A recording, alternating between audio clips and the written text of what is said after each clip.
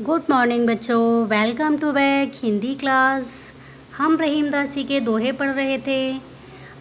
आगे हमने शायद 8 दोहे पढ़ चुके हैं। नहीं, हमने 6 दोहे पढ़ चुके हैं। आज हम इसका 7वां दोहा देखेंगे। ठीक है। दीन सबन को लखत है, दीन ही लखे न कोय, जो रहीम दीन ही लखे, दीन बंधु सम होए। है ना। तो इसके प्रसंग में क्या कहते हैं रहीम दासी कि हमें गरीब दीन दुखियों पर विशेष दया करनी चाहिए। है ना। इसका व्याख्या देखेंगे। दीन सबन को लखत है, लखत मतलब देखता है। दीन गरीब व्यक्ति है। रहीम दासी कहते हैं कि दीन पुरुष गरीब व्यक्ति सभी मनुष्यों को कृपा की दृष्टि से देखता है। दीन ही लखे न कोई, लेकिन कोई भी व्यक्ति उसे उपकार करने की भावना से नहीं देखता। जो रहीम दीनई लखे, दीन बंधु सम होए। रहीम दासी कहते हैं कि जो मनुष्य दीनों को, गरीबों को दया की दृष्टि से देखता है, वह दीन बंधु के समान होता है। इसलिए हमें दीन दुखियों को हीन भावना से कभी नहीं देखना चाहिए, हमेशा उनको दया की दृष्टि से देखना चाहिए। बच्चों, काव्यगत सौंदर्य इसका, भाषा इसमें सरल और प्रभावपूर्ण है। छंद इसका दोहा है, अलंकार इसमें अनुप्रास है और रस इसका शांत है। नेक्स्ट देखेंगे। प्रीतम छवि नैनन वसी, पर छवि कहाँ समाए, भरी सराय रहीम लखी, पथिक आपो फिर जाए।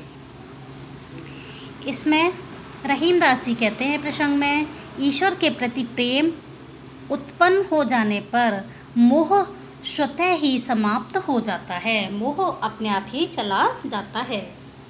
प्रीतम छवि नैनन बसी, पर छवि कहाँ समाए।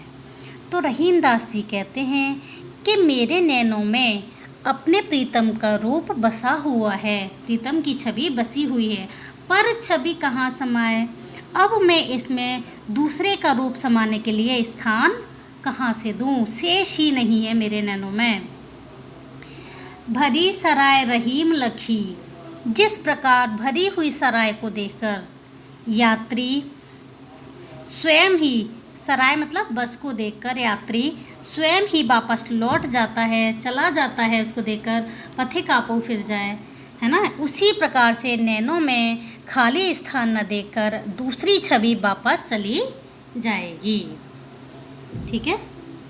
भाषा ब्रज है, रस इसका शांत है, दोहा छंद इसका दोहा है, गुण प्रसाद है, अलंकार इसमें दृष्टांत है। अगला देखेंगे। रहीमन धागा प्रेम का, मत तोड़ो चटकाए, टूटे से फिर ना जुड़े, जुड़े गांठ पर जाए। हैं। इसमें रहीम दासी उपदेश देते हैं कि प्रेम संबंधों को कभी भी समाप्त नहीं करना चाहिए।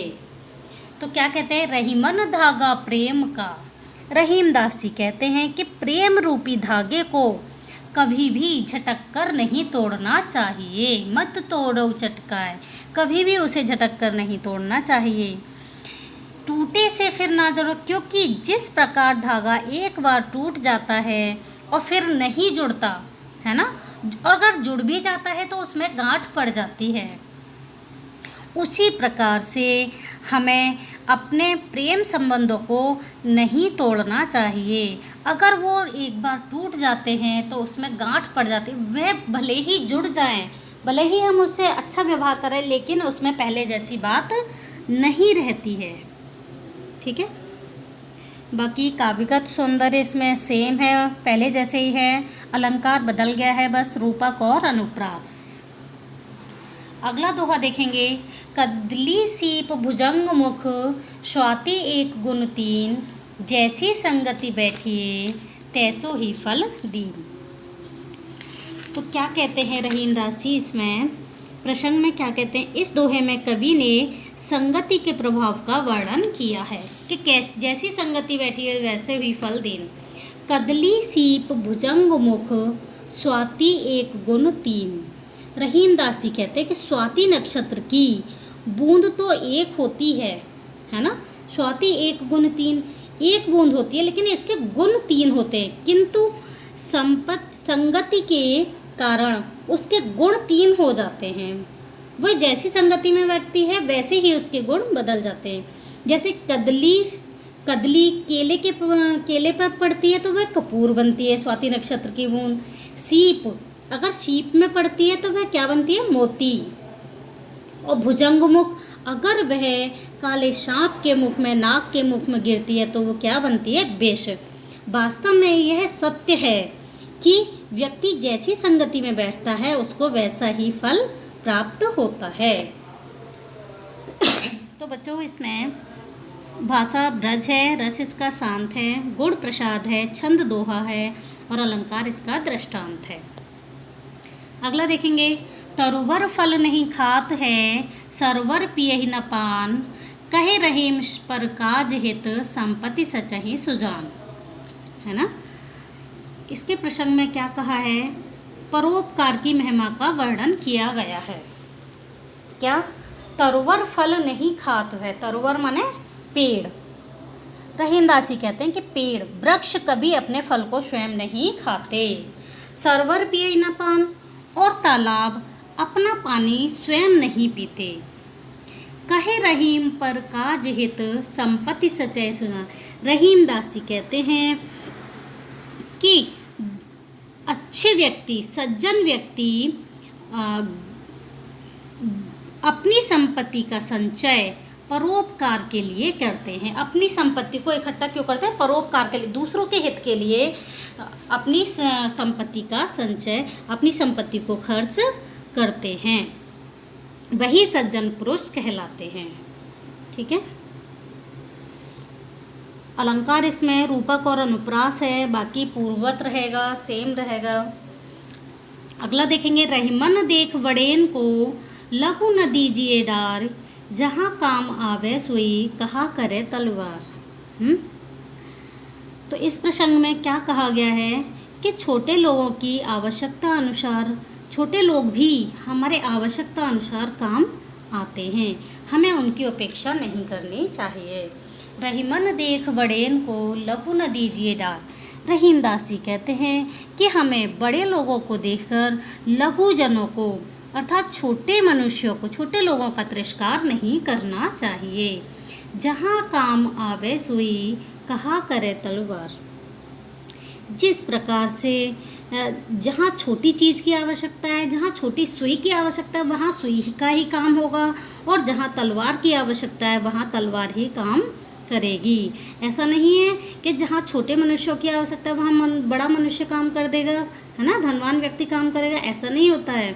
इसी प्रकार से केवल बड़े ही नहीं, छोटे लोग भी अपने अपने स्थान पर महत्वपूर्ण होते हैं। ठीक है बच्चों, इसमें